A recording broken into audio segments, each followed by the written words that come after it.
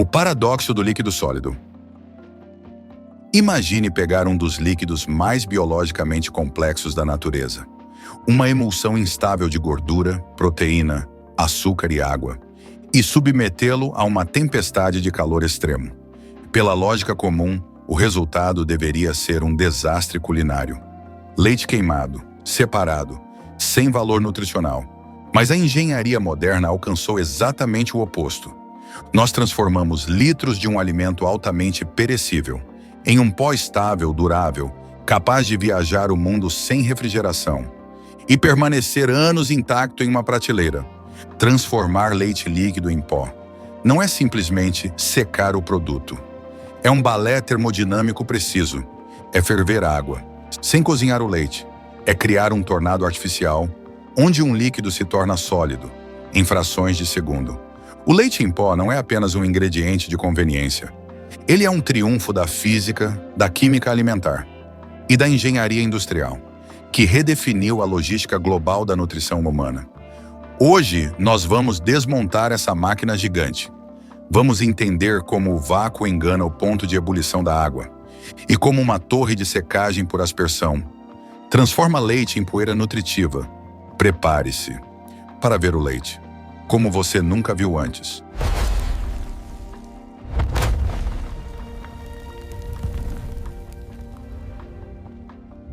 A matéria-prima e o escudo invisível.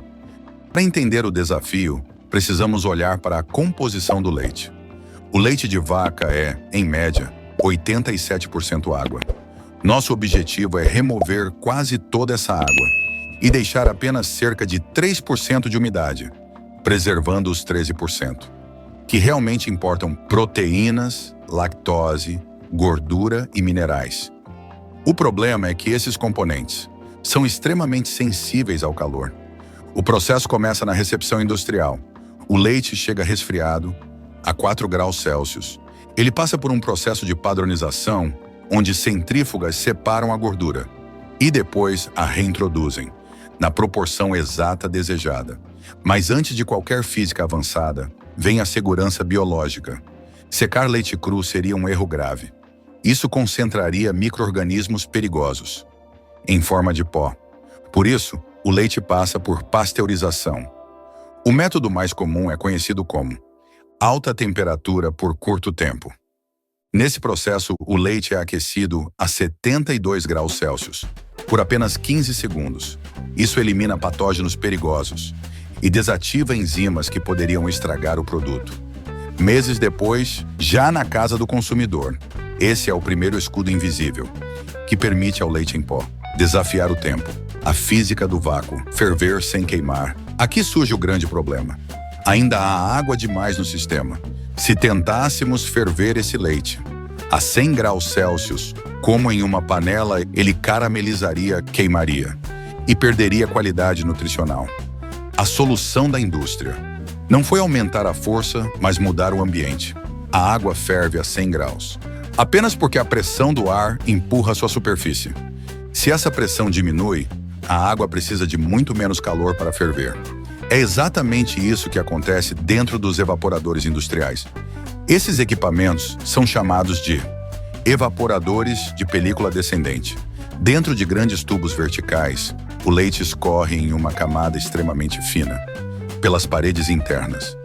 O sistema opera sob vácuo parcial. Isso permite que a água evapore a apenas 45 ou 50 graus Celsius. O leite evapora sem cozinhar. É uma destilação delicada. O sistema funciona em múltiplos estágios, aproveitando o próprio vapor gerado. Para economizar energia, ao final dessa etapa, cerca de 85% da água já foi removida. O resultado é um líquido espesso, viscoso, semelhante ao leite condensado, sem açúcar, mas ainda não é pó. Para isso, precisamos da tempestade, o ciclone, a tecnologia do spray drying. Temos agora um concentrado denso. A pergunta é simples: como transformar essa substância espessa em um pó fino, solúvel e estável? A resposta está no coração da fábrica, a torre de secagem por aspersão. Imagine uma estrutura cônica, com dezenas de metros de altura. No topo, o leite concentrado é bombeado. Sob alta pressão, ele passa por um atomizador. Nesse instante, o líquido explode em bilhões de gotículas microscópicas. Cada gota mede apenas algumas dezenas de micrômetros. Isso não é coincidência. Quanto menor a gota, maior a área de contato com o ar. E é nesse momento que o calor entra em cena. Ar filtrado e superaquecido entre 180 e 220 graus Celsius é injetado na torre, em movimento ciclônico. À primeira vista, isso parece destrutivo, mas acontece o contrário. A evaporação da água é tão rápida que consome toda a energia térmica disponível. A temperatura real da partícula de leite permanece baixa. Esse fenômeno é conhecido como temperatura de bulbo úmido. É o mesmo princípio que impede sua pele de superaquecer. Quando o suor evapora, em frações de segundo, a gota perde água, vira partícula sólida e cai como pó seco no fundo da torre. A tempestade terminou, sem fogo, sem queima, sem perda significativa de nutrientes. A química do instantâneo. O pó formado na torre ainda não é perfeito. Ele é fino demais, empoeirado, difícil de dissolver. Se colocado direto na água, formaria grumos. Para resolver isso, entra uma segunda engenharia. O pó passa por um leito fluidizado. Ali, uma corrente controlada de ar faz as partículas dançarem. Uma leve reumidificação faz com que partículas pequenas se aglomerem em estruturas maiores e porosas. Esses aglomerados funcionam como esponjas. Quando entram em contato com a água, ela penetra rapidamente em sua estrutura. No caso do leite em pó integral, uma pequena quantidade de lecitina pode ser adicionada. A lecitina é um emulsificante natural. Ela impede que a gordura do leite repela a água. É essa química invisível que garante que o leite em pó se dissolva facilmente no seu copo. Logística global. O produto final contém apenas cerca de 3% de umidade. Sem água não há atividade biológica. Bactérias e fungos entram em estase. O leite deixa de ser perecível.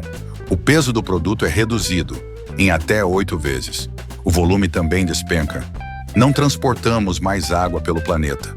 Transportamos nutrição concentrada.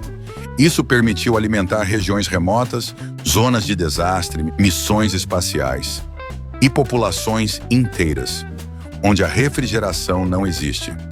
Tudo começa em uma fazenda e termina em um processo preciso de controle de pressão, temperatura e dinâmica de fluidos. Da próxima vez que você vir esse pó branco aparentemente simples, lembre-se, aquilo não é apenas alimento seco. É uma tempestade controlada, um lugar onde a engenharia venceu o tempo e desafiou a biologia. Se você gostou de mergulhar na ciência por trás do que comemos, deixe seu like e compartilhe este conteúdo. E nos diga qual alimento industrial você gostaria de ver desmontado aqui no canal. Até a próxima!